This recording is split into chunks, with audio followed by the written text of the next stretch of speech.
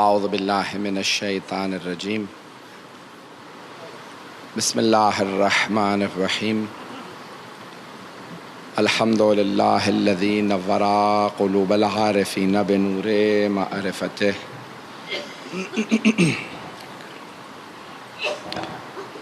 واثبت فؤاد انبیائہ و اولیائہ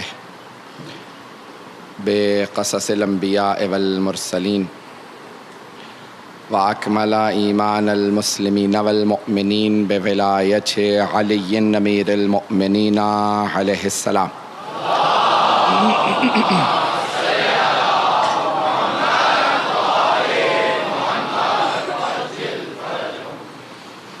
والصلاة والسلام والتحية والإكرام على أفضل الموجودات العبد المؤيد والرسول المسدد المصطفى الأمجد المحمود الأحمد أعني أبا القاسم محمد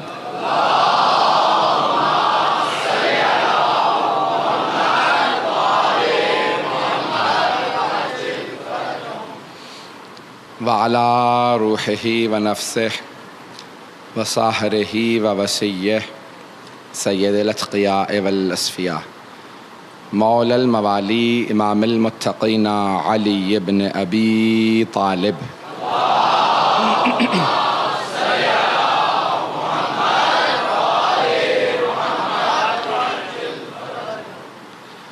وعلی اوصیائہ لا سیما بقیۃ اللہ فی الارضین روحی و ارواح العالمین لتراب مقدمہ الفدا واللعنة الدائمة على أعدائهم أجمعين من الآن إلى قيام يوم الدين أما بعد فقد قال الله الحكيم في كتابه الكريم بسم الله الرحمن الرحيم فأقم وجهك للدين حنيفا فطرة الله التي فطر الناس عليها لا تبديل لخلق الله ذلك الدين القيم ولكن أكثر الناس لا يعلمون صدق الله العلي العظيم صلوات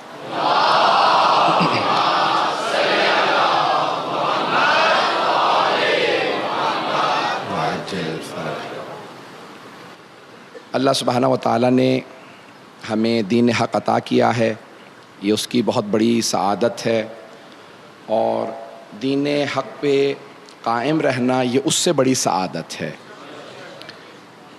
کوئی نعمت مل جائے یہ کافی نہیں ہے، بلکہ اس نعمت کو اپنانا بہت بڑا کام ہے۔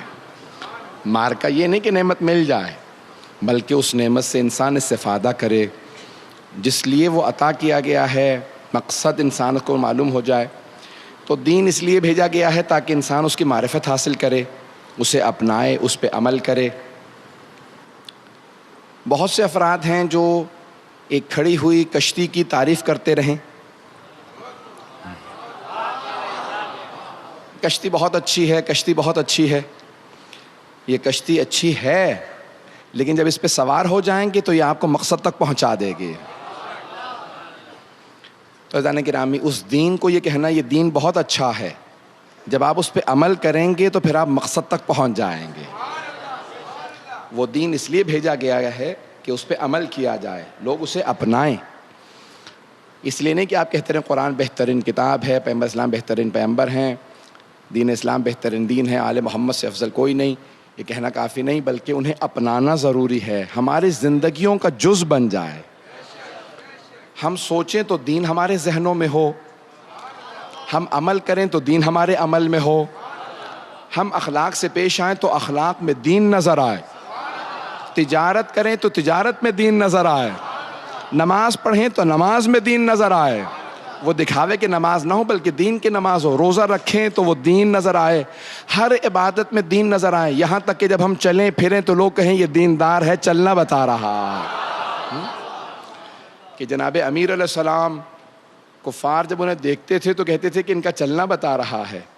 ختمی مرتبہ سے متعلق یہاں تک ہے کہ جب آپ چلتے تھے تو اپنے آپ کو سمیٹ کے چلتے تھے، اپنی ابا کو تھام کے چلتے تھے، اکڑ کے نہیں چلتے تھے، ایسے چلتے تھے کہ ہر آدمی دیکھ کے پوچھتا تھا یہ کون ہے؟ کہا کیوں پوچھ رہے ہو؟ کہا ان کا چلنا بتا رہا ہے یہ نہ یہاں سے نہیں وہاں سے آئے ہیں.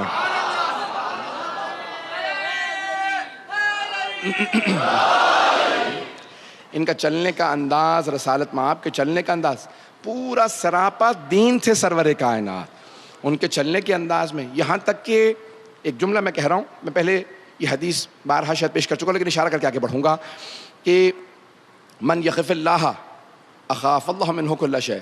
چھٹے امام فرماتے ہیں کہ جو آدمی اللہ کا خوف رکھتا ہے نا، اللہ ہر چیز کے دل میں اس کا خوف ڈال دیتا ہے. ومن لم یخف اللہ اخافہ اللہ من کل شیء. اور جو اللہ سے نہیں ڈرتا، اللہ اس کے دل میں ہر چیز کا خوف ڈال دیتا ہے. اب بیچارہ گھر سے باہر نکلے گا، بلی نے رسا کاٹا، واپس آ جائے گا، ارے بلی نے راستہ کاٹ دیا میرا کام نہیں ہوگا. بیچاری بلی میں کیا تھا؟ کچھ بھی نہیں. لیکن جیسا آپ سوچیں گے ویسا ضرور ہو جائے گا. معصوم کا فرمان ہے، خود رسول خدا کی حدیث ہے کہ یا رسول خدا مجھے وہم ہو جاتا ہے، یہ ہو گیا تو ایسا ہو جائے گا. پیغمبر نے کہا اس بیچارے میں کچھ نہیں تھا، لیکن تمہارا جو وہم ہے نا وہ تمہارا عقیدہ بن جاتا ہے. انسان کا عقیدہ اس سے وہی کچھ کروا دیتا ہے جو وہ عقیدہ رکھتا ہے. نہیں پہنچا سکا. جو انسان عقیدہ جیسا رکھتا ہے نا، اس لیے ہمیشہ فعال نیک لیا کرو، اچھی فعال لیا کرو، ہر چیز سے اچھی چیز کو لیا کرو. مثال کے طور پہ پیغمبر کہیں جا رہے تھے تو سامنے سے ایک آدمی آ رہا تھا. کہا کیا نام ہے تمہارا؟ کہا میرا نام رحمت اللہ ہے. تو پیغمبر نے کہا اس بستی میں ہمارے لیے رحمت ہی رحمت ہے. تو ہمیشہ پازیٹیو چیز کو لینا، ہمیشہ مثبت چیز لینا. نیک فعال کہا جاتا ہے. نیک فعال لو، جیسی فعال لیں گے ویسا ہی ہوگا. بلی میں کچھ نہیں تھا، آپ کے عقیدے نے اب آپ کا ایکسیڈنٹ کرانا. وہ کہتے ہیں نہیں، میں پچھلی دفعہ بلی نے راستہ کاٹا تھا، میرا ایکسیڈنٹ ہو گیا تھا. بلی کی وجہ سے نہیں ہوا تھا، آپ کے عقیدے کی وجہ سے ہوا تھا. تو آدمی جیسا عقیدہ رکھتا ہے اس کے ساتھ ویسا ہی ہوتا ہے. یہاں تک کہ پانچویں امام فرماتے ہیں جو آدمی اللہ سے حسن ظن رکھے نا کہ اللہ مجھے ضرور بخش دے گا، اب چاہے گنہگار ہو اللہ ضرور بخش دے گا.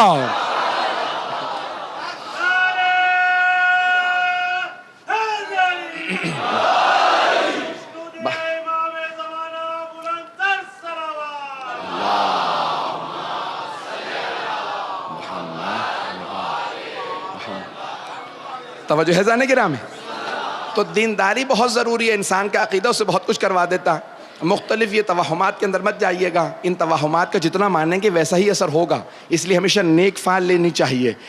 میں ایک اور بات کہہ دوں، یہاں پہ ایک روایت کو پیش کر دوں جس کو شاید آپ نے نہ سنا ہو کہ پیغمبر اسلام کسی بستی میں تبلیغ کے لیے جا رہے ہیں. تو اب صحابہ کرام ساتھ میں، اتنے میں سامنے سے بستی کا کوئی رہنے والا آدمی آ رہا تھا. تو پیغمبر اسلام نے سوال کیا بستی میں رہنے والے لوگ کیسے ہیں؟ کہ اس بستی میں رہنے والے لوگ بہت اچھے ہیں. کچھ آگے بڑھتے تھے، ایک اور آدمی آ رہا تھا کہ بھئی بستی کا کیا حال دیکھ کے آئے ہو؟ کہا کچھ اچھے لوگ بھی ہیں یہاں، کچھ برے بھی ہیں. کچھ آگے بڑھے اتنے میں ایک اور صاحب آ گئے. کبھی بستی کیسی ہے یہ؟ کہ بہت برے لوگوں کی بستی. تو ایک صحابی نے کہا یا رسول اللہ، ایک صحابی رضی اللہ عنہ کہنے لگے یا رسول اللہ کیا معاملہ؟ 3 افراد آئے، تینوں نے اپنے اپنا ورژن پیش کیا. ایک کہتا بہت اچھے لوگ ہیں، دوسرا کہتا کچھ اچھے ہیں کچھ برے، تیسرا کہتا بہت ہی برے لوگ ہیں. پیغمبر نے کہا لوگ کچھ بھی نہیں ہوتے، جیسا آدمی خود ہوتا ہے.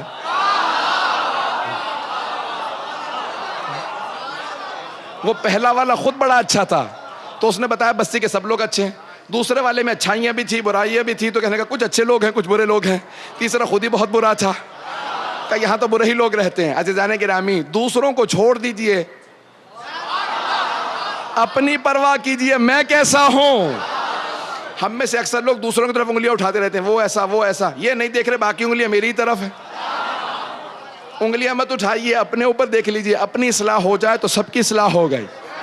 اپنی اصلاح ہو گئی تو سب کی. عزیزان گرامی، آپ نے ایک آدمی معاشرے کا برا کم کر دیا اگر آپ نے اپنے آپ کو اچھا بنا لیا. ایک آدمی اچھا ہو گیا. دینداری کیا شے ہے؟ آئیے ذرا میں آج دین کا فلسفہ پیش کرنا چاہتا ہوں کہ قرآن میں کیا کیا اصطلاحات آئی ہیں، کیا کیا الفاظ آئے ہیں، تو اس کے حساب سے آپ کو اندازہ ہو جائے گا. لفظ اصطفا قرآن میں آیا ہے. الف صاد توئے فے اور یا ہے لیکن اس پہ کھڑا الف ہے.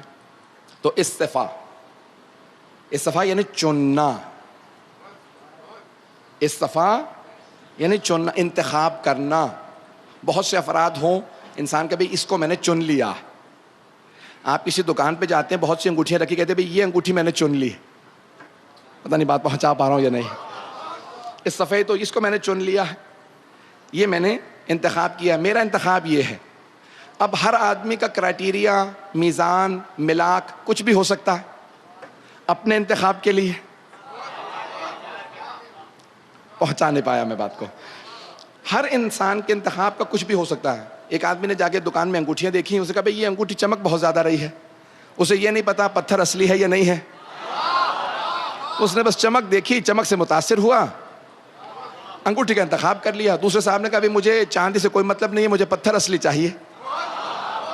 اب وہ اصلی پتھر تلاش کر کر کے 10 دکانوں پہ گیا، آخر میں اس نے انتخاب کیا کہ یہ مجھے پتھر اصلی لگا، میں نے یہ انتخاب کر لیا. تو انتخاب مختلف ہوتے ہیں ہر آدمی. ایک آدمی گئے دکان پہ، کبھی میں بیکری کی دکان پہ جا رہا ہوں، کہ کیا لیجیے گا؟ کہ کوئی میٹھی شے دے دیجیے. اب کیا بیکری دکان پہ سبھی کچھ میٹھا ہے؟ کہ کچھ بھی میٹھا دے دیجیے، مجھے ملا کہ یہ ہے کہ کوئی میٹھا ہونا چاہیے، یہ نہیں ہے کہ کیا ہو. ایک صاحب نے کہا نہیں، میں نے پہلے فیصلہ کر رکھا، یہ ہوگا تو کھاؤں گا. ہر آدمی کا اپنا اپنا کرائٹیریا ہوتا ہے. لیکن اللہ کے ناموں میں سے ایک نام ہے الحکیم. عربی میں کہتے ہیں الحکیم. عربی میں اصطلاح یہ ہے کہ فعل الحکیم لا یخلو عن الحکمہ. حکیم کا کوئی فعل حکمت سے خالی نہیں ہوتا.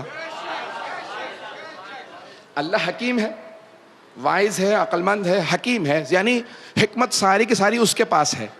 اور خود ہی فرماتا ہے ومن اوتی الحکمت فقط اوتی خیرا کثیرا. جسے اللہ حکمت عطا کر دے اسے اللہ نے خیر کثیر عطا کر دے. دولت خیر کثیر نہیں ہے، حکمت خیر کثیر ہے. وَلَقَدْ آتَيْنَا لُقْمَانَ الْحِكْمَةَ. اللہ کہہ رہا ہے ہم نے لقمان کو حکمت عطا کی تھی. اب ہمارے یہاں اردو میں حکیم کہتے ہیں جو جڑی بوٹیوں کا علاج کر لے. اب سب لوگوں نے جناب لقمان کو سمجھ لیا جڑی بوٹیوں کا معالج. کوئی وہ ہربل میڈیکل ڈاکٹر تھے. اللہ نے ان کے جتنے بھی نسخے بتائے ہیں کوئی ایک بھی ان کا طبی نسخہ نہیں لکھا، سارے حکمت کے نسخے بتائے ہیں. اپنے بیٹے سے کہہ رہے ہیں بیٹا، مولا علی فرماتے ہیں 1000 نصیحتیں کی جناب لقمان نے اپنے بیٹے کو. 1000 نصیحتیں. اللہ کو کچھ نصیحتیں اتنی پسند آئیں کہ اللہ نے قرآن میں لکھ دیں اور ایک پورا سورہ نازل کیا جس کا نام رکھا سورہ لقمان. اور لقمان حکیم، حکمت دانائی رکھتے تھے. تو اب انہوں نے کوئی طبی میڈیسن کا نسخہ نہیں دیا بیٹے کو، بیٹا یہ کھا لیا کرنا ہمیشہ علاج رہے گا، بیمار نہیں ہوگے. کیا ہے بیٹے کو نصیحت کی؟ کہا بیٹا جب بھی زمین پہ چلنا نا ولا تمشی علی الارض مرحا، تو اکڑ کے نہ چلنا. یہ زمین اللہ نے بنائی ہے، اسے اکڑنا پسند نہیں ہے. زمین پہ اکڑ کے نہ چلنا، کیونکہ اکڑ کے جب کوئی اور چلتا ہوا آ رہا ہوتا ہے تو تمہیں برا لگتا ہے. یہ اکڑ کے کیوں آ رہا ہے؟ جب تمہیں برا لگ رہا ہے تو جب تم چلو گے ایسے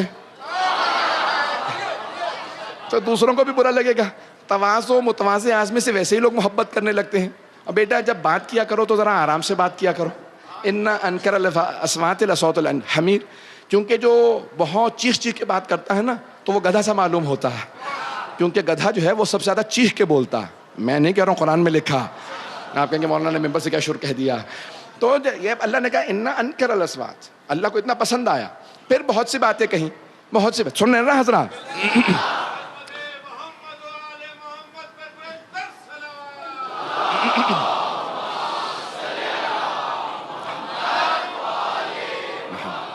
وعجل فرج. میں انتخاب بتا رہا. تو انسان کوئی چیز انتخاب کرتا ہے تو اس کی کوئی نہ کوئی ملا کرائٹیریا، کوئی اس کے نزدیک کوئی نہ کوئی حکمت ضرور ہوتی ہے. میرا انتخاب یہ ہے بھائی میں نے اس کو یہ چن لیا، بس ٹھیک ہے. یہ پتھر میں نے اس لیے لیا، یہ کھانا اس لیے کھا رہا ہوں، اس میں مسالہ تیز تھا، اس میں یہ تھا وہ تھا، جو بھی ہو. آپ ہر آدمی کے نزدیک کوئی کرا. اللہ کا نام ہے الحکیم، تو کوئی حکمت ہوگی اس کے نزدیک بھی. اب اللہ قرآن کریم میں کہہ رہا ہے ان اللہ اصطفیٰ لکم الدین، اللہ نے تمہارے لیے دین چن لیا. جب اللہ دین چنے گا تو کوئی نہ کوئی حکمت ضرور ہوگی. تو اب اللہ کہہ رہا ہے میں نے کون سا دین چنا ہے؟ ان اللہ اصطفیٰ لکم الدین، اللہ نے تم سب کے لیے دین چن لیا. فلا تموتن الا وانتم مسلمون، اب کبھی نہ مرنا جب تک کہ مسلمان نہ ہو جاؤ. تو اللہ کہہ رہا ہے میں نے اسلام کو تمہارے لیے چن لیا ہے. اللہ کا چننا، سارے ادیان جو چل رہے ہیں مختلف انبیاء آتے رہے اللہ ہی کی طرف سے. لوگ گمراہ ہوتے رہے. کوئی کہنے لگا میں موسیٰ کا ماننے والا ہوں، یہودی ہو گیا. داؤد کو مانتا ہوں، یہودی ہوں. جناب عیسیٰ کو مانتا ہوں، عیسائی ہوں، میں مجوس کو مانتا ہوں، میں مختلف سارے کے سارے نکلتے چلے گئے. اللہ نے کہا دیکھو یہ سارے ادیان ہیں، اس زمانے میں سارے رائج ہو چکے تھے. اللہ نے کہا دیکھو اب ساری کی ساری جب میں نے ادیان کی فہرست دیکھی تو میری نظر کا انتخاب اسلام پہ گیا. تو ان اللہ اصطفیٰ لکم الدین فلا تموتن الا وانتم مسلمون. لفظ اصطفاء قرآن کے اندر 4 یا 5 مرتبہ آیا ہے. 4 آیات ہیں ذہن میں اس وقت، میں ساری پیش کرنا چاہ رہا ہوں اگر سننا چاہیں گے. تو اللہ نے دین کو کہا کہ دین کو اللہ نے چن لیا ہے، یعنی دین مصطفیٰ ہے. جسے اللہ چن لے وہ مصطفیٰ ہو جاتا. پتہ نہیں پہنچا پا رہا ہوں یا نہیں. تو اللہ فرما رہا ہے کہ میں نے چن لیا ہے. ان اللہ اصطفیٰ لکم الدین، تو دین مصطفیٰ ہے. اب چنا ہوا دین ہے اللہ کا. آئیے ذرا اور کس کس کو اللہ نے چنا ہے، اگر سننا چاہیں تو میں آگے بڑھ جاؤں گا. تو اللہ کا انتخاب یہ ہے کہ اللہ کہتا ہے ان اللہ اصطفیٰ آدم و نوحا وآل ابراہیم وآل عمران علی العالمین. اللہ فرماتا ہے قرآن کریم میں سورہ آل عمران، تیسرا سورہ ہے قرآن کے سورے کا نام، تیسرے سورے کا نام ہے سورہ آل عمران. سورہ عمران نہیں ہے، سورہ آل عمران ہے. تو اب آئیے ذرا دیکھتے ہیں کہ اللہ کیا فرما رہا ہے. سورہ آل عمران میں اللہ کہتا ہے ان اللہ اصطفیٰ آدم و نوحا، اللہ نے چن لیا کسے؟ آدم کو. و نوحا، اللہ نے چن لیا حضرت نوح کو. تو اللہ نے حضرت آدم و نوح علیہ السلام کو چن لیا. پھر اللہ آگے جا کے کیا کہتا ہے؟ ان اللہ اصطفیٰ آدم و نوحا وآل ابراہیم. اللہ نے صرف ابراہیم کو نہیں چنا، آل ابراہیم کو چنا. لیکن اللہ نے وہاں پہ صرف کہا آل کو چنا ہے. جناب رحیم کی ابراہیم آل سمیت چنا ہے. اب ساری آل کو نہیں کہا، یعنی یہ کہا کہ ان میں کچھ اچھے بھی ہوں گے، کوئی حضرت اسماعیل کی نسل سے ہوں گے، کوئی حضرت اسحاق کی نسل سے ہوں گے، کوئی مدین کی نسل سے ہوں گے، پتہ نہیں لوگ ہیں یا نہیں. جناب اسحاق کے بیٹے ہیں جناب یعقوب. یعقوب کے ناموں میں سے ایک نام ہے اسرائیل، بنی اسرائیل وہیں سے ہیں. تو اب ساری آل کا اللہ نے ذکر نہیں کیا، وہاں صرف کہا آدم کو چنا ہے، سارے آل آدم کو نہیں. اب گھبرا کے نہ سنیے گا. اللہ کہہ رہا ہے میں نے آدم کو چنا، ساری آل کو نہیں. نوح کو چنا، ساری نوح کی ساری آل کو نہیں. لیکن جناب ابراہیم سے متعلق کہا ابراہیم کو آل سمیت. لیکن اگلا جو جملہ ہے وہ زیادہ قابل غور ہے. وآل عمران، اور میں نے آل عمران کو چنا. تو عمران کو بھی آل سمیت چنا. لیکن وہاں پہ آل ابراہیم کا، یہاں پہ بھی آل عمران. ایک لفظ کا اللہ نے آل عمران کے ساتھ اضافہ کر دیا. وآل عمران علی العالمین. عمران کی آل کو میں نے عالمین پہ چن لیا.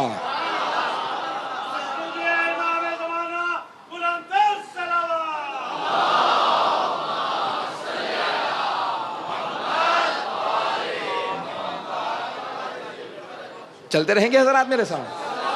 تو اللہ سبحانہ و تعالیٰ کہہ رہا ہے میں نے آدم کو چنا، میں نے نوح کو چنا، میں نے آل ابراہیم کو چنا، لیکن میں نے آل عمران کو عالمین پہ فوقیت دی ہے. عالمین پہ، سب پہ عالمین پہ، صرف انسانوں پہ نہیں، زمین پہ نہیں، عالمین پہ. آئیے ذرا میں پیش کرتا ہوں. اللہ الحمدللہ رب العالمین. اللہ عالمین کا رب ہے. اب سمجھ میں آیا عالمین کتنے ہیں؟ وما ارسلناک الا رحمت للعالمین. سورہ انبیاء ہے 21واں سورہ. اللہ کہہ رہا ہے میں نے اپنے رسول کو نہیں بھیجا لیکن عالمین کے لیے صرف رحمت بنا کے. تو پیغمبر بھی رحمت ہیں لیکن عالمین کے لیے. جہاں تک اللہ کی ربوبیت وہاں تک رسالت مآب کی رحمت، تو ان کا عالمین. اب یہاں پہ اللہ پہلی مرتبہ کہہ رہا ہے ان اللہ اصطفیٰ آدم و نوحا وآل ابراہیم وآل عمران علی العالمین. میں نے آل عمران کو عالمین پہ چنا ہے، یعنی اس عالم میں نہیں، تمام عالمین میں آل عمران سے بہتر کوئی نہیں ہے.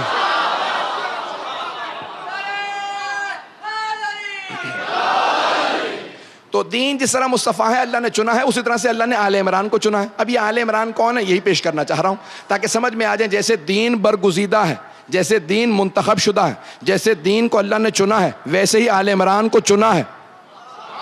اب تک بہت سے افراد خاموش ہیں کیونکہ بہت سے افراد ابھی تک پہنچے نہیں ہیں، تو میں پہنچانا چاہتا ہوں. انگلی پکڑ کے پہنچانا آتا ہے.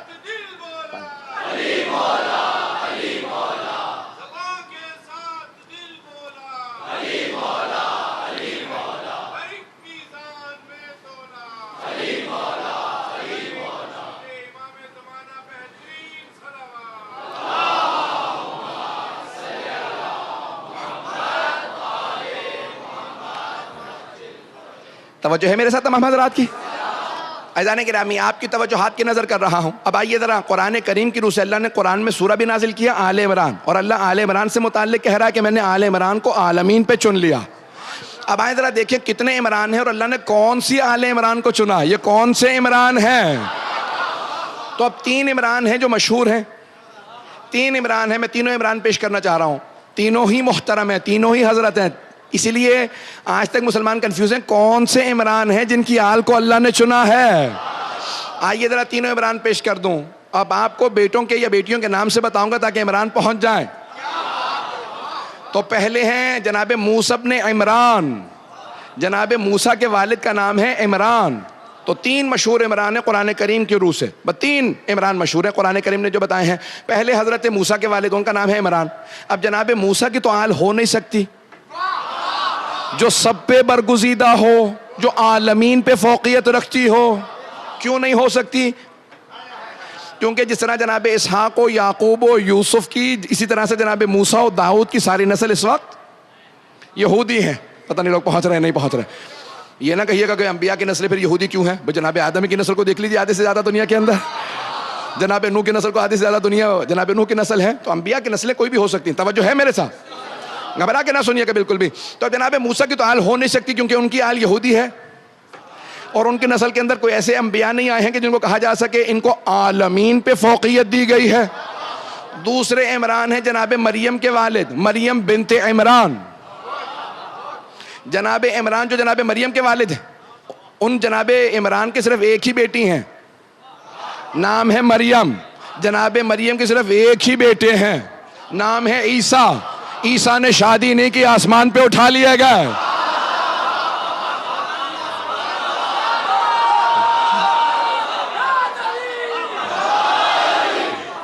کچھ لوگ پہنچ گئے. تو پہلے عمران کی آل جو ہیں وہ زیادہ تر یہودی ہیں، اس کا مطلب ہے وہ عالمین پہ فوقیت نہیں رکھتے. دوسرے عمران کی آل ہی نہیں ہے کیونکہ دوسرے عمران کی بیٹی ہیں جناب مریم، اور ان کے نواسے ہیں جناب عیسیٰ جنہوں نے شادی نہیں کی، آسمان پہ اٹھا لیے گئے. توجہ ہے میرے ساتھ؟ اب آئیے میں تیسرے عمران کو پیش کر رہا ہوں جنہیں ساری دنیا ابو طالب کے نام سے جانتی ہے.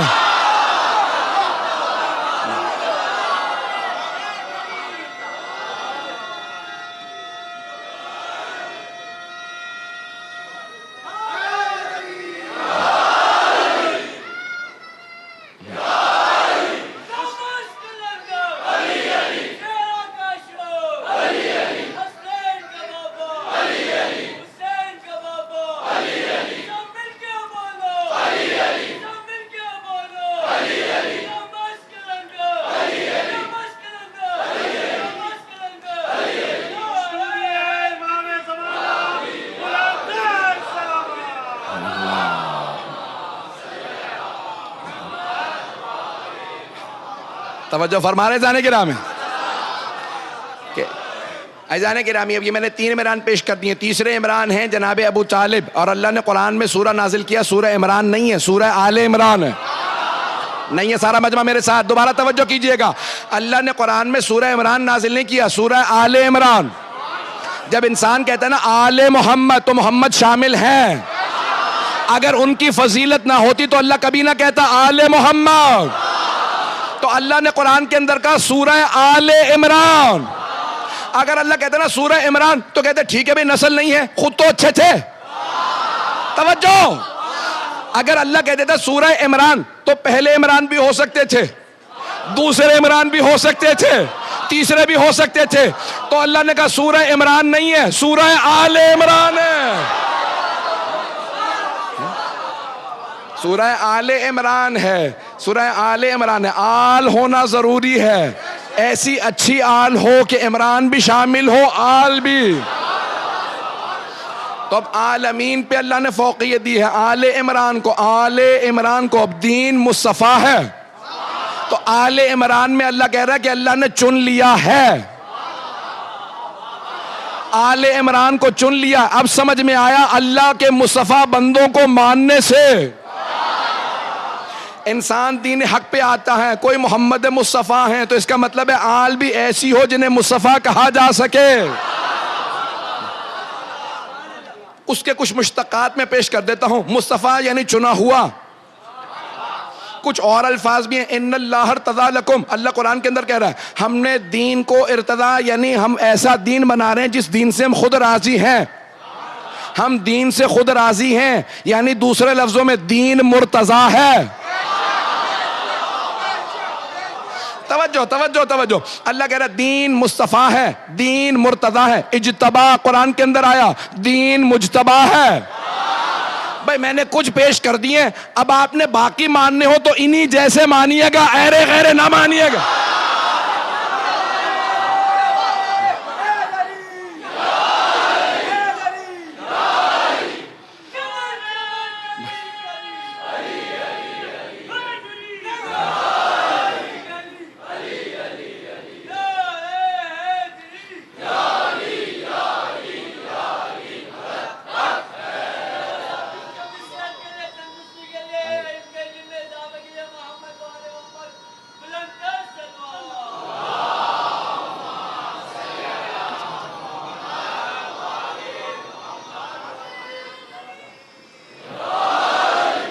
توجہ ہے عزیزان گرامی میرے ساتھ.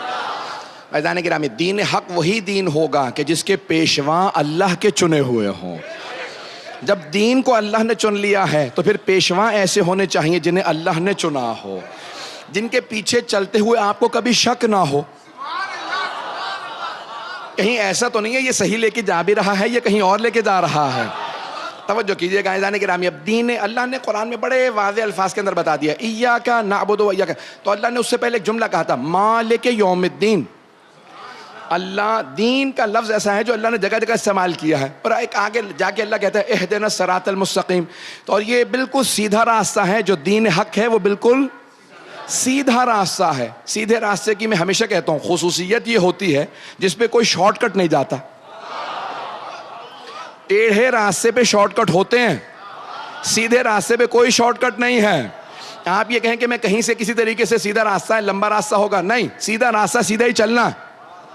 جب بھی آپ راستے سے اتر جائیں سمجھ لیں صراط مستقیم سے ہٹ گئے.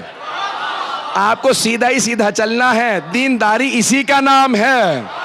تیزی تراری نہ دکھائیے, دین سادگی کا نام ہے. وہ جو بہت زیادہ تیز بن رہے ہوتے ہیں وہ دین سے دور ہو رہے ہوتے ہیں. سادگی سے دین پہ رہیے, دیندار رہیں گے, خود بخود مصطفیٰ کے پیچھے چلتے رہیں گے, مرتضیٰ کے پیچھے چلتے رہیں گے, مجتبیٰ کے پیچھے. عزیزان گرامی, دینداری اسی کا نام ہے کہ انسان, آئیے میں چند مثالیں دینا چاہتا ہوں اگر سننا چاہیں گے. تو اب یہ اللہ نے جو دین چنا ہے اس کے اندر بہت ضروری ہے کہ انسان, اب بہت سے لوگ کہتے ہیں بھئی یہ بہت سادہ آدمی ہے. دیندار سادہ ہوتے ہیں, کہنا وہ چاہ رہے ہوتے ہیں بے وقوف ہوتے ہیں. اور بے وقوف کو عربی میں کہا جاتا ہے سفیح. سے فین یہ ہے, سین فے یہ ہے, سفیح. اس کی جمع ہے سفہا. قرآن اٹھا کے دیکھیے کہ وہ جو مسلمان ہو جاتے تھے کافر ان سے کہتے تھے انتم السفہاء, تم لوگ بے وقوف ہو, دیندار بن گئے ہو, تمہیں شراب چھوڑنی پڑی, جوا چھوڑنا پڑا, سارے گناہ چھوڑنے پڑے, تو ایسے دین کا کیا فائدہ ہوا؟ ہم تو ابھی بھی دنیا کی لذتوں میں ہیں. اللہ نے کہا ان سے کہہ دیجئے یہی بے وقوف ہیں, دنیا کی چھوٹی سی زندگی, وہاں لذتیں تلاش کر رہے ہو. اگر یہاں صحیح کر لو گے تو آخرت میں لذتیں ہی لذتیں ہیں, لیکن یہاں لذتیں تلاش نہ کرو, یہاں سختیاں برداشت کر لو. دین اسی کا نام ہے کہ انسان آخرت میں اللہ سے جزا مانگے. ہم میں سے بہت سے افراد کہتے ہیں مجھے دین پہ عمل کرنے کا مولانا کوئی فائدہ نہیں ہوا. کئی مرتبہ ایسا ہوتا ہے, بھئی کیا فائدہ تلاش کر رہے تھے آپ؟ مثال کے طور پہ کہ کوئی سونے کا پہاڑ مل جاتا, سونے کی کان مل جاتی, سارے کے ساری جائیدادیں آپ کے نام لکھ جاتی. نہیں عزیزان گرامی, سختیوں ہی کا نام دین ہے. اگر آسائشیں اچھی علامت ہوتی, آسائشوں کا ہونا اچھی علامت ہوتی, تو سب سے زیادہ آسائشیں محمد و آل محمد کے پاس ہوتی ہیں. پتہ نہیں پہنچا پایا ہو یا نہیں. عزیزان گرامی, ان کے پاس سختیاں ہی سختیاں تھیں, لیکن اس کے باوجود بھی مجھے, میں نے شاید کل یہ پرسوں کہیں ایک جملہ کہا تھا 2-4 دن پہلے, آپ کے سامنے دہرانا چاہ رہا ہوں اگر سننا چاہیں گے. کہا مجھے ایک صاحب آئے ملنے کے لیے, کہیں گے مولانا محرم آ گیا, دن رات آپ جاگ رہے ہیں, کوئی آرام تو نہیں ہوگا؟ میں نے کہا بالکل صحیح فرما رہے ہیں, آرام نہیں ہے لیکن سکون ہے. بے شک آرام نہ ہو لیکن ذہنی سکون ہے. یہ سکون اس لیے ہے کیونکہ مجھے پورا یقین ہے میں حسین ابن علی کی راہ پہ چل رہا ہوں. جہاں مجھے حسین ابن علی کہہ دے میں اپنی جان دینے کے لیے تیار ہوں. جہاں ان کے قدم آئیں گے میں اپنی آنکھیں وہاں لگاؤں گا.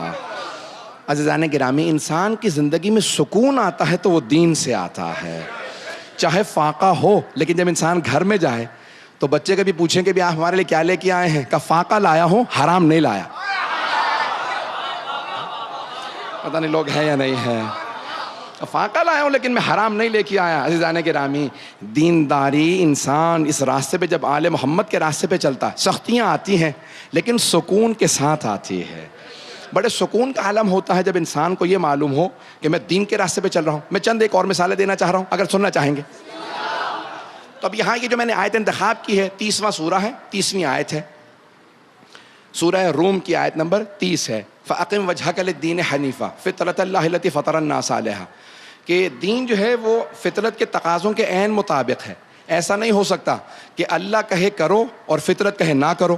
اگر ٹکراؤ ہوتا تو کبھی دین حق نہ ہوتا. عزیزان گرامی, اب وہ جو امام حسین کے زمانے میں تھے نا, جو ساتھ نہیں دے رہے تھے, ایسا نہیں تھا کہ ان کے اندر سے آواز نہیں آ رہی تھی کہ حسین حق پہ ہیں. آواز آ رہی تھی لیکن وہ اس آواز کو دبا رہے تھے. ارے نہ, مجھے مجبور نہ کرو حسین کے راستے پہ جانے کے لیے, اس راستے کے اندر موت ہے. لیکن اندر سے آواز آ رہی تھی ایسی موت ہے کہ جس کے نتیجے میں بہشت ہے. پتہ نہیں لوگ ہیں یا نہیں ہیں.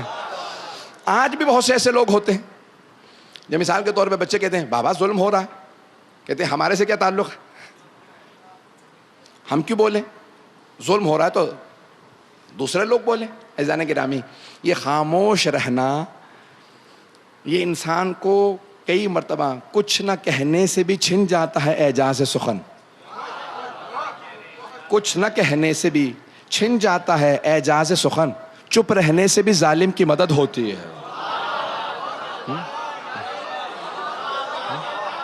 چپ رہنے سے بھی ظالم کی مدد ہوتی ہے. تو کئی مرتبہ یہ چپ رہنا جو ہے نا وہ انسان کو بعض اوقات ظالم کا ساتھی بنا دیتا ہے. تو خاموش نہ رہیے عزیزان گرامی. یہ ہے دین پہ راستے پہ انتخاب کرنا فطرت کے تقاضوں کے مطابق ہے. آئیے ذرا میں فطرت کو تھوڑا سا پیش کر دوں کہ فطرت کے تقاضوں کے عین مطابق ہے. پورا کا پورا دین عین مطابق ہے. میں نے جتنی مثالیں پیش کی ہیں, انتخاب اب آپ کا کام ہے, راستہ آپ نے انتخاب کرنا ہے. میں نے انتخاب آپ کو پیش کیا ہے نا, انتخاب اب آپ کے کام کہ آپ نماز کا انتخاب کرتے ہیں بے نمازی کا. آپ نماز پڑھ سکتے ہیں. دیکھیں میں ایک صاحب کو کہنے لگا کہ بھئی یہ دعا, کہنے لگا مولانا کو ایسی دعا بتائیں کہ آنکھ کھل جائے, فجر پہ آنکھ نہیں کھلتی. میں نے کہا الارم لگا لیا, کہنے لگا الارم تو بجتا رہتا, پورا گھر اٹھ جاتا, میں نہیں اٹھتا. تو میں نے ان سے کہا بھئی یہ سورہ بقرہ کی آخری 2 آیات ہیں, حدیث میں ہے آمن الرسول بما انزل الیہ من ربہ والمؤمنون کل. یہ 2 آیات جو پڑھ کے سوئے گا, سورہ بقرہ کی آخری 2 آیات, اس کی فجر پہ بغیر کسی سہارے کے آنکھ کھل جائے گی. میں نے کہا لیکن ایک شرط ہے, آنکھ کھل جائے گی, اب کمبل اٹھانا آپ کا کام ہے. پتہ نہیں پہنچ رہے. بھائی انسان کی آنکھ کھل کے پھر بھی کانوں پہ کمبل دے کے آنکھوں پہ کمبل رکھ کے سو جائے تو اور چیز ہے.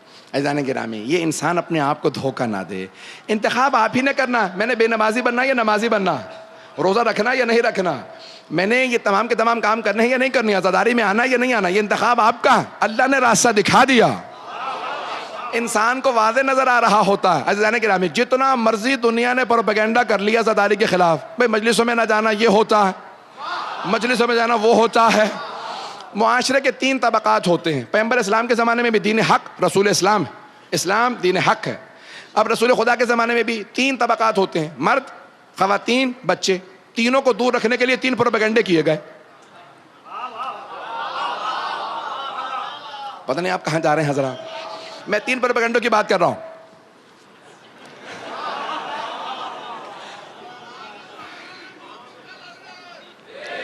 توجہ میرے ساتھ رکھیے گا, پتہ نہیں آپ کہاں پہنچ رہے ہیں حضرات. اب یہ 3 رسول اسلام کے خلاف پروپیگنڈے کیے گئے. 3 طرح کے پروپیگنڈے تھے. مردوں کو دور رکھنے کے لیے کہا کہ بھئی یہ شاعر ہیں. اس زمانے میں شاعر جو ہیں وہ بہت زیادہ شراب پیتے تھے, سنجیدہ نہیں ہوتے تھے, تو کوئی انہیں سنجیدہ نہیں لیتا تھا. تو کہا ان کی باتوں کو نہ سنا کرو, قرآن نہ سننا, کوئی یہ شاعر ہے. خواتین سے کہا جادوگر ہیں, وہ جادوگروں سے ڈرتی تھی. کہ بھئی ایسا نہ ہو کہ جادو کر دیں، کہ انسان جادو سے اس کی عقل زائل ہو جاتی ہے۔ تیسرے بچوں سے کہا بھئی یہ مجنون ہے، یہ دیوانے ہیں، تو بچے کیا کرتے تھے؟ ہاتھوں میں پتھر لے کے مارنے لگتے تھے۔ اب 3 طبقات کو دور رکھنے کے لیے 3 پروپیگنڈے کیے گئے، مردوں کو دور رکھنے کے لیے کہاں شاعر، خواتین کو دور رکھنے کے لیے کہاں جادوگر، بچوں کو دور رکھنے کے لیے کہاں مجنون۔ عزاداری کے خلاف بھی 3 پروپیگنڈے کیے گئے۔ یہی آپ میں عزاداری کے خلاف 3 پروپیگنڈے۔ مردوں سے کہا مجلس میں نہ جانا، نکاح ٹوٹ جائے گا۔ خواتین سے کہا کہ بھئی مجلس میں نہ جانا، یہ شام غریبہ میں توہین کرتے ہیں، بات پہنچ رہی ہے۔ بچوں سے کہا مجلس میں نہ جانا، ذبح کر کے دیگ میں ڈال دیتے ہیں۔ جتنے مرضی پروپیگنڈے کر لیں، عزیزان گرامی، حسین ابن علی کا نام آج بھی بلند ہے۔ عزاداری کی مخالفت کرنے والے پنپتے نہیں ہیں۔ غور سے سنیے گا، کوئی نعرہ نہیں آئے گا جب تک میں بات مکمل نہ کر لوں۔ میں جانتا ہوں سارا مجمع ضرور بولے گا۔ عزاداری کی مخالفتیں کرنے والے دنیا میں ختم ہو گئے۔ جہاں جہاں عزاداری کی مخالفت ہوتی تھی، کہاں گیا وہ صدام؟ کہاں گیا وہ حسنی مبارک؟ وہ قذافی کہاں گیا؟ بھائی صاحب کو بتا دیجئے، عزاداری کو روکنے کی کوشش نہ کرنا۔ جو عزاداری کو روکنے کی کوشش کرتا ہے وہ ہواؤں میں پھٹ کے بکھر جاتا۔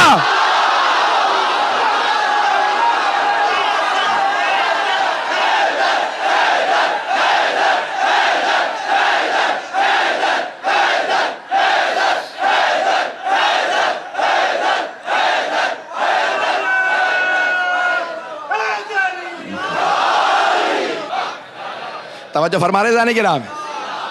اسلام دین فطرت ہے، رونا فطرت کا تقاضا ہے۔ بچہ دنیا میں پیدا ہوتا ہے تو روتے ہوئے پیدا ہوتا ہے، پتہ نہیں لوگ ہیں یا نہیں ہیں۔ اور اگر نہیں نہ روتا تو ڈاکٹر کہتا ہے سینے پہ ہاتھ مارو، ایسا نہ ہو اس کا دل بند ہو گیا ہو۔ عزیزان گرامی، یہ انسان پیدا ہی ہوتا ہے تو فطرت کے تقاضوں کے عین مطابق پیدا ہوتا ہے۔ روتا ہوا پیدا ہوتا ہے، روتا ہوا جاتا ہے، پیدا بھی ہوتا ہے روتے ہوئے، جاتا بھی ہے تو روتے ہوئے، تو باقی زندگی میں رونا بدعت کیسے؟ پتہ نہیں لوگ ہیں یا نہیں ہیں۔ عزیزان گرامی، اسلام دین فطرت ہے، تمام کے تمام جو قوانین ہیں اسلام کی فطرت کے عین مطابق ہیں۔ اللہ نے دین کو چنا ہے، آل عمران کو چنا ہے۔ تو اب یہ تمام کے تمام دین کے جتنے بھی فارمولے ہیں، جتنے بھی اسلام کے جتنے بھی قوانین ہیں، سب کے سب عین مطابق ہیں۔ آئیے ذرا میں ایک سورے کے 2-3 آیات کو پیش کروں گا اور پورا سینہ آپ کی خدمت میں پیش کر رہا ہوں۔ جانتے ہیں نا میرے گلے میں طاقت ہے، نہ سینے میں دار، لیکن جب ممبر پہ آتا ہوں تو نجف سے عطا ہونے لگتی ہے۔ اللہ قرآن کریم کے اندر سورہ بلد، ظاہراً سورہ نمبر 90 ہے، اللہ فرماتا ہے لا اقسم بہذا البلد وانت حل بہذا البلد ووالد وما ولد۔ 3 آیات کو میں نے پیش کیا۔ اللہ کہتا ہے قسم ہے شہر کی، شہر کی اللہ قسم کھا رہا، شہر کی۔ وانت حل بہذا البلد، اور میرے حبیب آپ شہر میں رہ رہے ہیں، اس لیے شہر کی قسم۔ اللہ کہہ رہا ہے لا اقسم بہذا البلد، میں شہر کی قسم کھا رہا ہوں۔ اب سب نے کہا مکے میں، جب پیغمبر اسلام تھے بسے ہوئے مکے میں تو اللہ نے مکے کی قسم کھائی ہے، مکے ہی کی قسم کھائی ہے، مجھے بھی انکار نہیں ہے، مسلمانوں نے سب نے صحیح لکھا۔ لا اقسم بہذا البلد، قسم ہے اس شہر کی، وانت حل بہذا البلد، اور آپ شہر میں بسے ہوئے ہیں، اس لیے قسم کھا رہا ہوں کہ آپ شہر میں ہیں۔ ووالد وما ولد، اور باپ کی قسم، بیٹے کی قسم۔ تو کوئی ایسا باپ تھا نہ مکے میں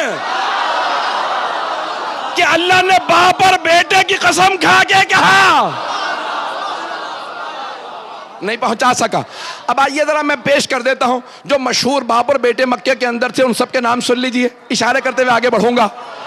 تو وہاں 3 مشہور باپ اور بیٹے تھے۔ ابو سفیان اس کا بیٹا، ابو لہب اس کا بیٹا، اور ابو طالب اس کا بیٹا۔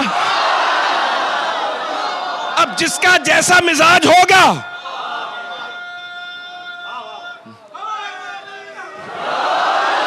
جس کا جیسا مزاج ہوگا وہ اپنے ذہن میں ویسا ہی باپ اور بیٹا لے آئے۔ جو سفیانی ہوں گے وہ اسے مانیں گے، جو غدیری ہوں گے وہ اسے مانیں گے۔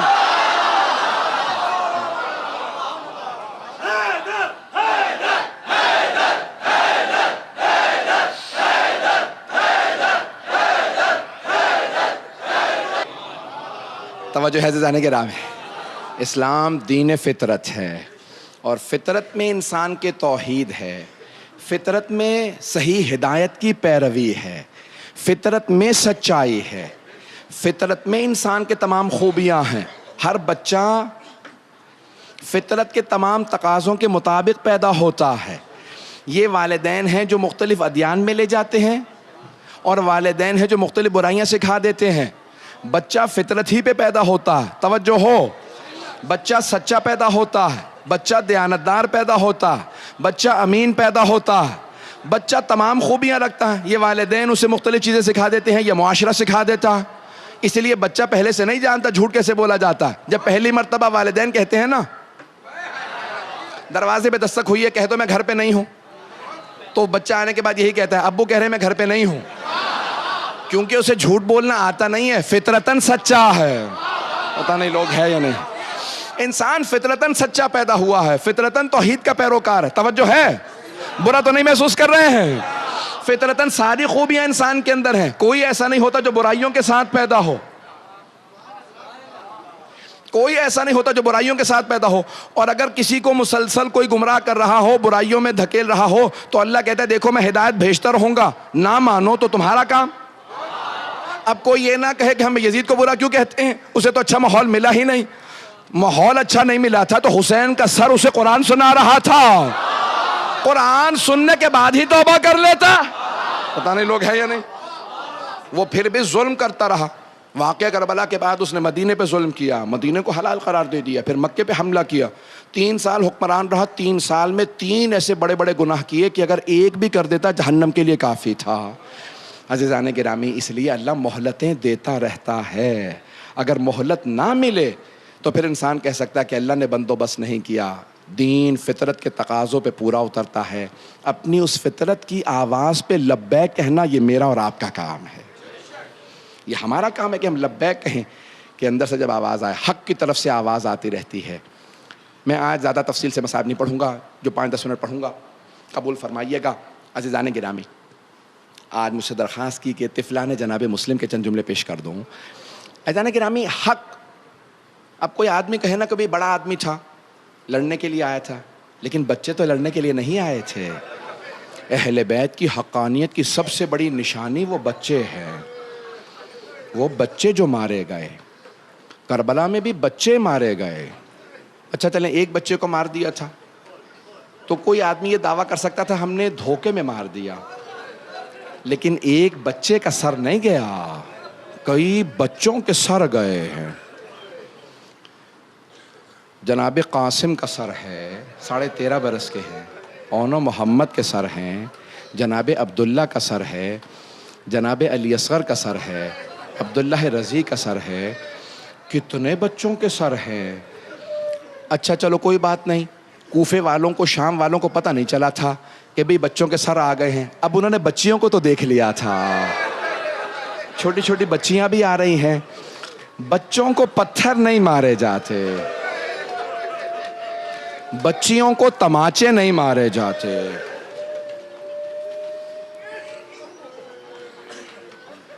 آئیں ذرا میرے ساتھ چلیے گا کچھ دیر کے لیے، کوفہ چلیں گے، اس رات شام میں آپ کو کچھ بچوں کی چند مثالیں دینا چاہتا ہوں۔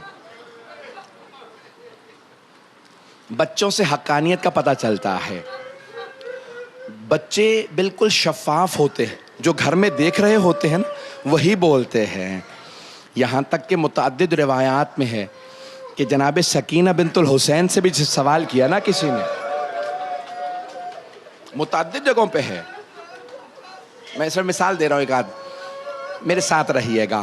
کسی نے کوفے میں کہا، ایک خاتون نے کہا، مومنہ خاتون تھی، جانتی نہیں تھی یہ کون ہے، دوڑتی ہوئی آئی اور آنے کے بعد کہا اے اسیرو، جناب سکینہ کو دیکھا، ارے چھوٹی سی بچی بھی اسیر ہے، تو کہا کہ بیٹی میں کچھ صدقہ لے کے آئی ہوں، بس میرے لیے ایک دعا کر دینا، دعا کر دو۔ جناب سکینہ نے، بعض علماء نے لکھا جناب زینب نے کہا کہ الصدقہ تو علینا حرام، صدقہ ہم پہ حرام ہے۔ ارے کوئی یہ سوچنے والا نہیں تھا تم پہ صدقہ حرام کیوں ہے، کوئی یہ تو پوچھتا صدقہ تو صرف آل محمد پہ حرام ہے، کسی نے نہیں پوچھا۔ تو اب ایک مرتبہ کہا پھر کیوں صدقہ حرام ہے؟ کہا ہم آل محمد ہیں. اب ایک مرتبہ فوراً دوبارہ گھر گئی, دوڑتی ہوئی آئی, کہ اب منع نہ کیجئے گا, یہ صدقے کے نہیں نظر کی کھجور ہے. تو جناب سکینہ حسین کی بیٹی ہے نا, کہا نہیں کھاؤں گی نہیں, پہلے بتا کام کیا ہے کہ نظر کی کھجور لائی ہے. تو ایک مرتبہ وہ خاتون کہنے لگی میرا شوہر سفر میں گیا ہوا ہے, بس دعا کرنا خیریت سے آ جائے. بی بی نے کہا اور کیا کام ہے؟ اس نے ایک مرتبہ بچی کو دیکھا, پھر کہا بس اتنی دعا کر دینا جیسے آپ یتیم ہوئی ہیں میرے بچے یتیم نہ ہو.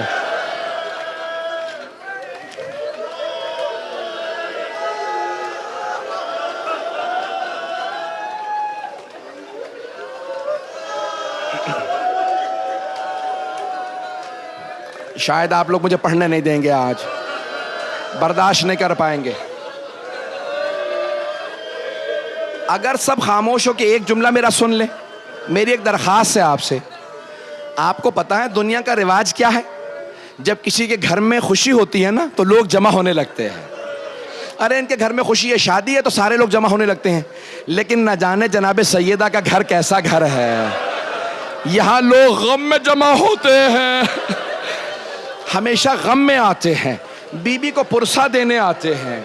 سیدہ آپ کا گھر لٹ گیا, ہم پرسہ دینے آئے.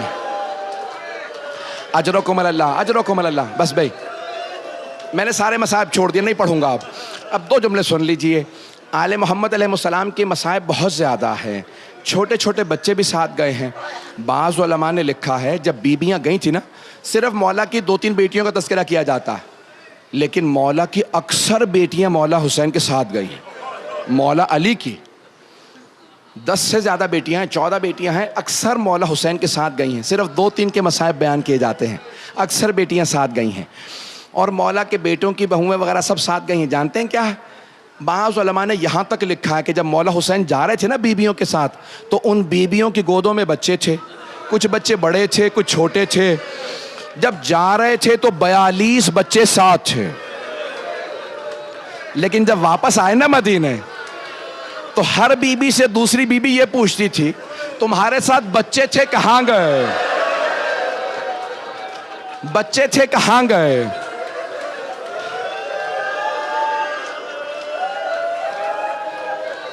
لیکن میں اگر مدینے میں ہوتا نا تو میں باہر کھڑے ہو کے شور مچاتا, میں کہتا کوئی بیوی جناب رباب سے نہ پوچھے, ان کے دونوں بچے چلے گئے, ایک کربلا میں مارا گیا, دوسری شام میں رہ گئی.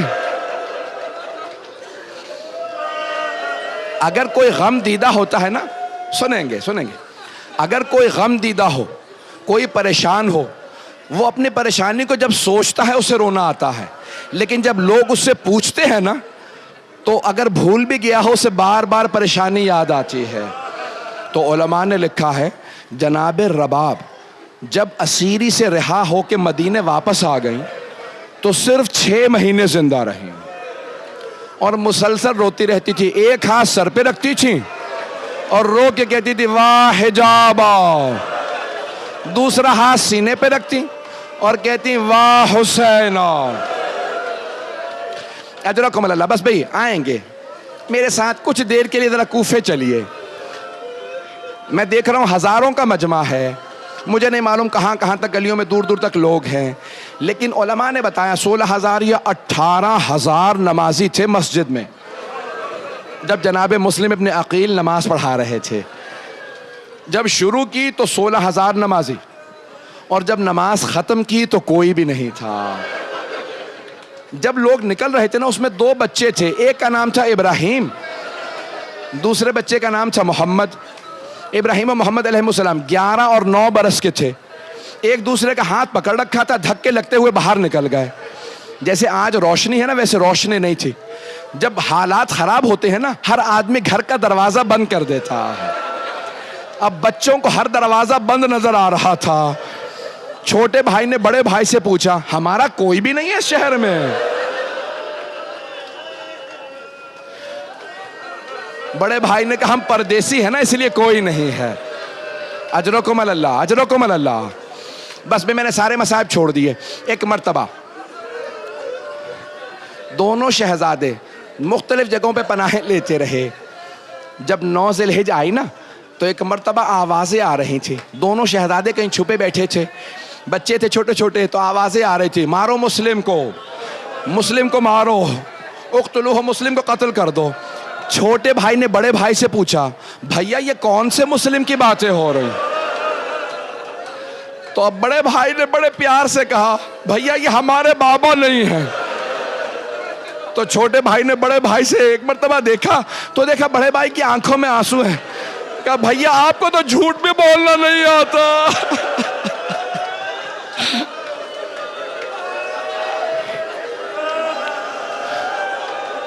کہ نہیں میرا بھائی, پریشان ہونے کی ضرورت نہیں, ہمارے بابا خیریت سے ہوں گے.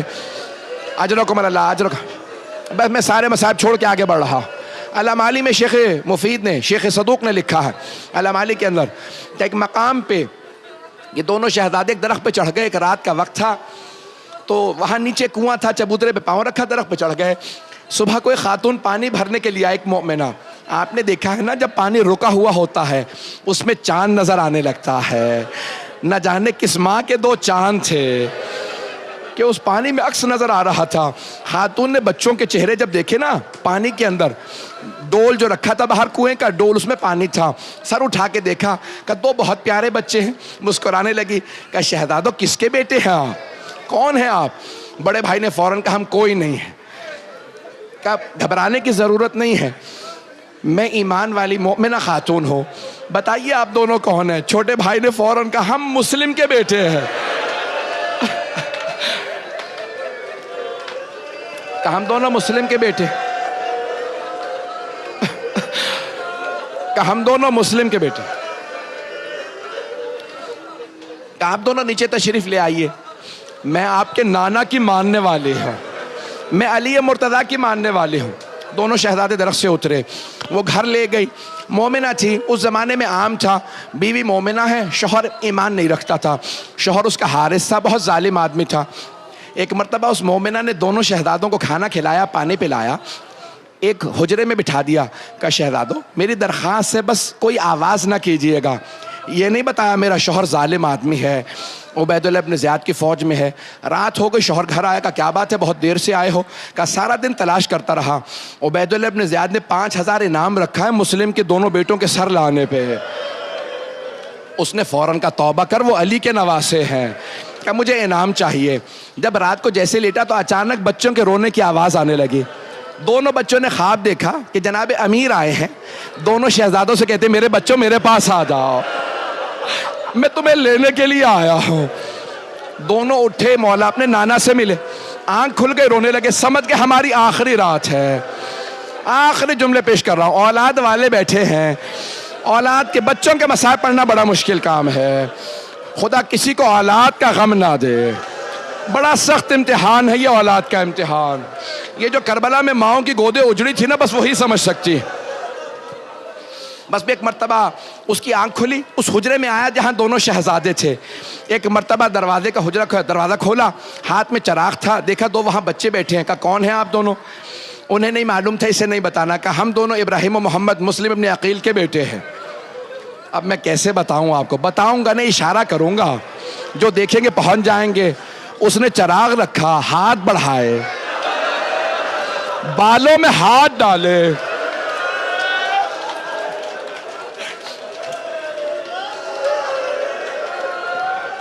دونوں بچوں کو بالوں سے پکڑا. ایک مرتبہ جیسے ہی ہاتھوں میں رسیاں باندھے, کا میرے ساتھ چلو, ساتھ لے گیا. جب لے جانے لگا تو اس کی زوجہ ساتھ چلے, کا باز آ جا, توبہ کر, یہ علی کے نواسے. کا نہیں, مجھے انعام چاہیے.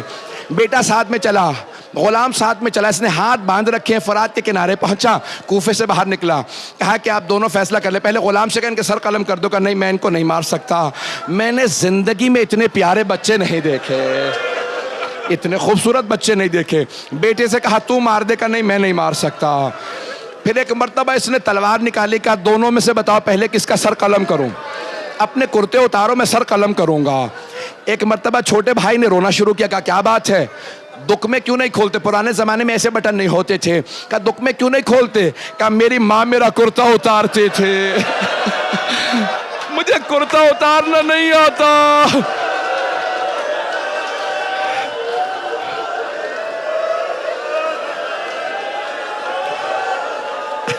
اب برداشت نہیں کر پا رہا. اس نے کہا فیصلہ کرو, پہلے کس کا سر قلم کرو. بڑا بھائی سامنے آ گیا, بڑا بھائی سامنے آیا, کہا پہلے میرا سر قلم کر دو. کہا کیوں؟ کہا کیونکہ میری ماں نے کہا تھا چھوٹا بھائی بیٹے کی طرح ہوتا ہے, پہلے میرا سر قلم کر دے. اس نے تلوار اٹھائی, چھوٹے شہزادے سامنے آ گئے. کہا کیا بات ہے؟ کہا پہلے میرا سر قلم کر دے. کہا کیوں؟ کہا میری ماں نے کہا تھا بڑا بھائی باپ کی طرح ہوتا ہے.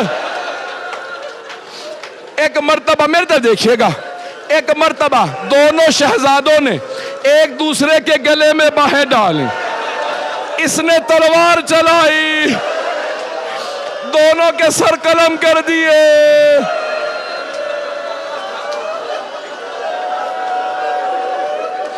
الا لعنت اللہ علی القوم الظالمین.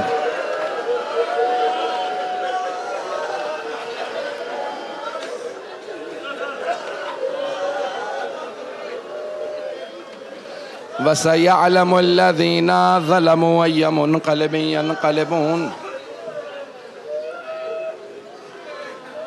ہاتھوں کو بلند کیجئے گا. پروردگارا, بس بھئی, بس اب آپ لوگ بے چینی سے رو رہے ہیں. بس میں ایک واسطہ دوں گا. جب بیبیاں مولا سجاد کے ساتھ کوفے پہنچی, کوفے کے دروازے پہ پہنچی, تو چاروں طرف سے لوگ پتھر مارنے لگے.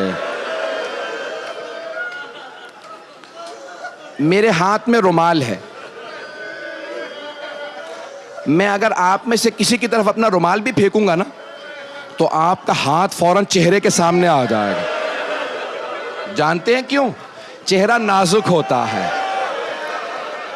انسان جانتا ہے نرم چیز ہے, رومال ہے, مجھے نقصان نہیں, لیکن پھر بھی انسان کا ہاتھ چہرے پہ آ جائے گا. اور اگر کچھ بیویوں کے ہاتھ پسے گردن بندھے ہوں, ہاتھ بندھے ہوئے ہوں اور پتھر آ رہے ہوں,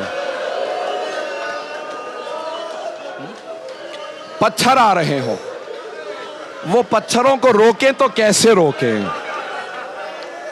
بس بھئی ہاتھوں کو بلند کیجئے گا. 2 جملے دعا کے, بھئی 2 جملے میری درخواست ہے, ہاتھوں کو بلند کریں. جب پتھر آ رہے تھے نا, تو اچانک ایک مرتبہ آواز آئی, السلام علیکہ یا ابا عبداللہ الحسین. جیسی سلام کی آواز آئی, جناب زینب کبریٰ نے کہا, اے بیٹا سید سجاد, یہ کون ہے جس نے اس غربت میں میرے بھائی کو سلام کیا؟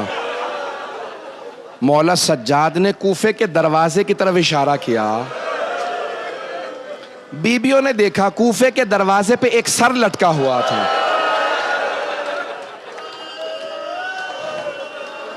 جب سر کو دیکھا, ساری بیبیاں گزر گئیں, ایک بیوی رک گئیں. نام رقیہ بتایا جاتا ہے.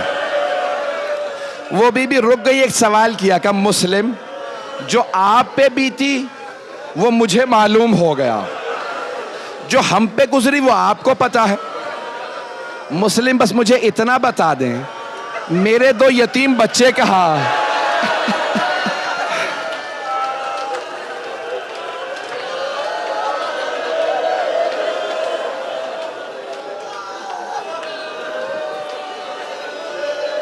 پروردگارا, جناب مسلم کے, طفلان مسلم کے صدقے میں ہمیں امام زمانہ کا ظہور دیکھنا نصیب فرما. دشمنان اہل بیت کو نیست و نابود فرما. کشمیر میں حالات خراب ہے, افغانستان میں, خود پاکستان میں, عراق میں, شام میں, بحرین میں, یمن میں, نائجیریا میں, برما میں, سب کی حفاظت فرما, عزاداروں کی حفاظت فرما. اے رونے والو, آپ نے صرف مصائب سنے ہیں نا, آپ نے سر لٹکے ہوئے تو نہیں دیکھے. آپ نے ان بیبیوں نے نیزوں پہ بچوں کے سر دیکھے تھے.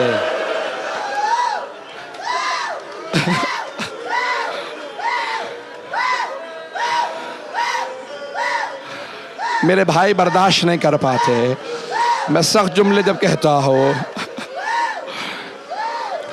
پروردگارا پروردگارا